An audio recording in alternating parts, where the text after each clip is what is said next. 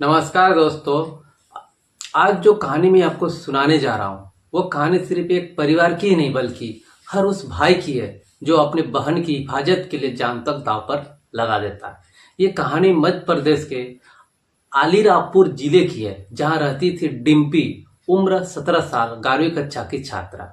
डिम्पी मासूम थी लेकिन बहुत समझदार भी थी। उसकी दुनिया सिर्फ पढ़ाई, अपने सपनों और अपने परिवार तक की सीमित थी। डिम्पी का भाई कुबेर सिंह उम्र 25 साल नजदीकी ही चौराहे पर एक बकरी की दुकान पर चलाता था जहां चॉकलेट, बिस्किट, केक, ब्रेड, रोजमर्रा की चीजें बिकती थी। कमाई ठीक ठाक थी और वही उनकी रोजी रोटी थी। कुबेर की जिंदगी का सबसे बड़ा सपना था अपनी एकलौती बहन डिम्पी को पढ़ा लिखा कर किसी अच्छे घर में भेजना। वो अक्सर कहता है, डिम्पी तू मेरी जान है, बस पढ़ाई कर। मैं चाहता हूं तू ग्रेजुएशन करके अपने पैरों पर खड़ी हो जा, फिर चाहे शादी करना हो या नौकरी करनी हो, हर कदम पर तेरे साथ रहूंगा। डिम्पी को अपने भाई की ये बातें बहुत प्यारी लगती थी। वो गर्व से अपने दोस्तों से कहती, मेरा भाई कुबेर मेरे लिए भगवान से भी बढ़कर है। लेकिन दोस्तों, कुबेर को क्या पता था कि एक दिन उसकी जिंदगी इतनी डरावनी मोड़ ले लेगी कि सब कुछ बर्बाद हो जाएगा। डिम्पी रोज स्कूल जाने के लिए एक ही रास्ते पर गुजारा करते थे। रास्ता थोड़ा सुनसान था, दोनों तरफ खेत, बीच में पगमंडी। कभी सहेलियों के साथ पैदल जाती तो कभी किसी साइकिल पर लिफ्ट लेकर। लेकिन कुछ हफ्ते से उसे महसूस हो रहा था कि कोई उसके पीछे पीछे चल रहा है। वो था बहादुर सिंह, उम्र 32 साल, गांव की। उसकी पहचान बहुत खराब थी। लोग कहते थे कि छोड़ा हुआ आदमी हैवान घर का सुनता है, न समाज की। बहादुर सिंह के पास रॉयल इनफील्ड बुलेट थी। वह हर रोज उसी रास्ते पर डिम्पी का पीछा करने लगता है। कभी हॉर्न बजाता, कभी बुलेट एक्सट्रोल करके मुस्कुराता, कभी कभी तो सामने आकर रास्ता रोक देता। शुरुआत में डिम्पी ने इग्नोर किया, सोचा अगर ध्यान नहीं दूंगी तो शायद खुद ही रुक जाएगा। लेकिन वो रुकने वाला नहीं था। एक दिन तो उसने डिम्पी से बात करने का कोशिश की। सुनो, नाम क्या है तुम्हारा? नंबर 2 ना। डिम्पी डर गई, आंसू भर आई और दौड़ती हुई घर पहुंची। लेकिन शर्म और डर के कारण वो अपने माता पिता और भाई से कुछ नहीं बता सकी। वो काली शाम, कई दिन बीत गए। डिम्पी हमेशा अपनी सहेलियों के साथ ही आती जाती थी, लेकिन उस दिन किस्मत ने उसका साथ छोड़ दिया था। उस दिन सहेली की तबीयत खराब थी तो डिम्पी अकेले स्कूल से घर लौट रही थी। रास्ते में वही आम का पेड़ था जिसके नीचे बहादुर अपने बुलेट पार्क करता था। बहादुर ने आज पूरी तैयारी कर रखी थी कि वो पैदल पैदल पीछे जाएगा। जब रास्ता सुनसान मिला, अचानक पीछे से जाकर उसे डिम्पी का मुंह दबा लिया और पास के झाड़ी के अंदर घिसट कर ले गया। डिम्पी चीखना चाहती थी लेकिन आवाज घुट गई। बहादुर ने उसे जोर से मारा और धमकाया, चिल्लाया तो मार दूंगा, ये उसको डराया। किसी को बताया तो तेरे घर वालों को भी खत्म कर दूंगा। वो जानकर अपनी दरिंदगी पर उतर आया। डिम्पी की दुनिया वही मिट्टी में मिल गया। उसके साथ बहादुर बोला, अगर किसी को बताया तो तेरे भाई को दुकान पर ही मार दूंगा। याद रखना, मैं छूट जाऊंगा, सबसे पहले तुझे ही ढूंढूंगा। और फिर से वो बुलेट स्टार्ट करके वहां से चला जाता है। डिम्पी वहीं जमीन पर बैठी रहती है, कपड़े फटे हुए, मिट्टी में सनी हुई आंखों में सागर की तरह आंसू बहते रहे। करीब 1 घंटे बाद पास की एक महिला वहां से गुजरती है। जब उसने डिम्पी को देखा तो चौंक गई। अरे बेटिया, क्या हुआ? तू यहाँ कैसे? डिम्पी बस रोती रही। थोड़ी देर बाद उसने सारी बात बताई। महिला की आंखों फटी का फटी रह गई। वो चिल्लाने वाली ही थी कि डिम्पी ने उसे पैर पकड़ लिया। चाची प्लीज किसी को मत बताओ, मेरे परिवार को वो मार देगा। महिला ने उसे संभाला, आंसू पोंछे और कहा, बेटा घर जा, भगवान सब ठीक करेगा।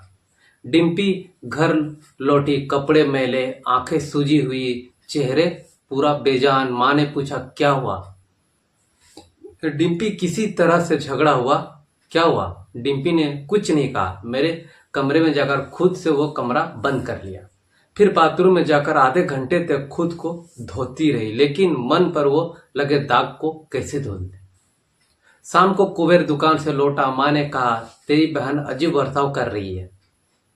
किसी से बात ना कहकर कुबेर तुरंत डिम्पी से कमरे में गया। डिम्पी, क्या हुआ? तुझे कुछ छिपा रही हो क्या?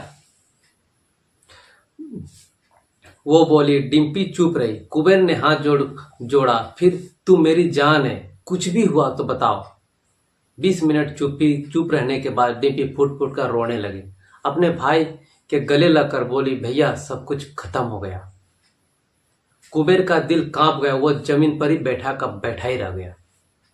धीरे धीरे डिम्पी ने सब बता दिया, नाम, चेहरा, बाइक का रंग, बाइक का कलर, सब कुछ। कुबेर ने जब नाम सुना बहादुर सिंह तो उसकी नसें तन से रह गई।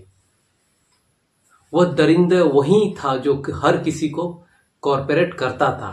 उस रात कुबेर ने भी कुछ नहीं खाया। सुबह तक वह छत पर बैठा आसमान को देखता रहा। आंखों में आंसू थे पर अंदर ज्वाला धधक रही थी। सुबह उसने अपनी माँ से कहता है, माँ आज के बाद शायद मुझे याद मत करना। एक भाई अपनी बहन के कातिल को मारने जा रहा है।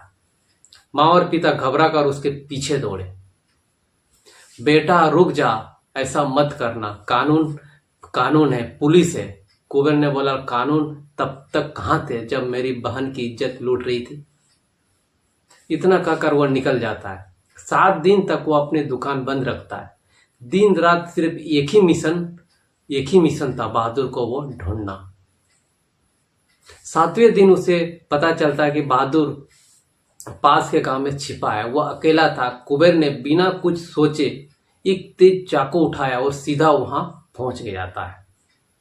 उस गांव में बहादुर को ढूंढने का बहुत कोशिश करता है। कोशिश करते करते वो पीछे से बहादुर के सिर पर वार कर देता है। फिर बाल पकड़कर उसे गर्दन पर वार करता है। वो तब तक वार करता है जब तक उसका गुस्सा शांत नहीं हुआ। फिर शरीर को वो टुकड़े टुकड़े करके काट देता है। कुछ हिस्से कुएं में फेंक दिए और सिर को हाथ में लेकर घर लौट पड़ा। रात अंधेरी थी। गांव के लोग खिड़कियों से झांक रहे थे। हर किसी के सांसें थम गई थी। अरे, कुबेर के हाथों में एक सिर है। कुबेर के घर के दरवाजे पर भी पहुंचा। वो सारे खड़ी डिम्पी को बुलाया। डिम्पी देख, पहचान ले, यही है ना वो। डिम्पी जैसे ही देखा वो चीख पड़ी, भैया ये क्या कर दिए तुमने। कुबेर बोला, अब कोई तेरी तरफ आंख उठाकर नहीं देखेगा। इतना कहकर वो वहीं बैठ जाता है। गांव वाले बाहर आ गए, शोर मचाया। कुछ देर में पुलिस पहुंची। कुबेर को गिरफ्तार कर लिया गया। सिर को पोस्टमार्टम के लिए भेजा गया। थाने में जब पुलिस ने पूछा कि पहले तो कुबेर चुप रहा, लेकिन जब उसे थोड़ा टॉर्चर किया गया तो उसने सब कुछ सच सच बता दिया। आखिर मामला क्या था। पुलिस वाले भी हैरान रह गए थे। एक ने कहा, तूने सही किया, पर कानून अपने हाथों पे क्यों लिया। कुबेर ने शांत स्वर में जवाब दिया, क्योंकि मेरी बहन रो रही थी। तब कानून कहीं नहीं था। मामला कोर्ट में पहुंचा। जज ने पूरे सबूत सुने, गवाहों को बुलाया गया। फिर आखिर में कहा, कुबेर ने अपराध किया है, लेकिन इसका मकसद पवित्र था, अपनी बहन को न्याय दिलाना। कोर्ट ने उसे 6 महीने का जेल दिया और 50,000 रुपये का जुर्माना सुनाई और फिर रिहा कर दिया गया। तो दोस्तों, जब मैंने यह कहानी सुनी तो दिल कांप उठा। एक भाई ने जिसने अपनी बहन की इज्जत के लिए कुर्बान कर दिया और इतना बड़ा कदम उठाया। कानून के हिसाब से कुबेर गुनहगार तो था ही, लेकिन रिश्ते के हिसाब से वो एक सच्चा हीरो था। अपनी बहन के लिए, अपने परिवार के लिए एक सच्चा हीरो था। अब आप बताइए दोस्तों, अगर आपकी बहन के साथ ऐसा कुछ हो तो आप क्या चुप रहेंगे? क्या कुबेर ने सही किया या गलत? अपने दिल में जवाब दीजिए। अगर कहानी ने आपके दिल को छू लिया तो इस वीडियो को लाइक करें। कमेंट में लिखिएगा कुबेर ने भाई की हिम्मत को क्या इसमें दिलासा दिया, और चैनल को सब्सक्राइब कीजिए। ऐसे ही सच्ची और दिल को छूने वाली जो घटनाएं मैं हमेशा सुनाते रहता हूँ। तो मिलते हैं अगली कहानी में। तब तक के लिए जय हिंद, जय भारत।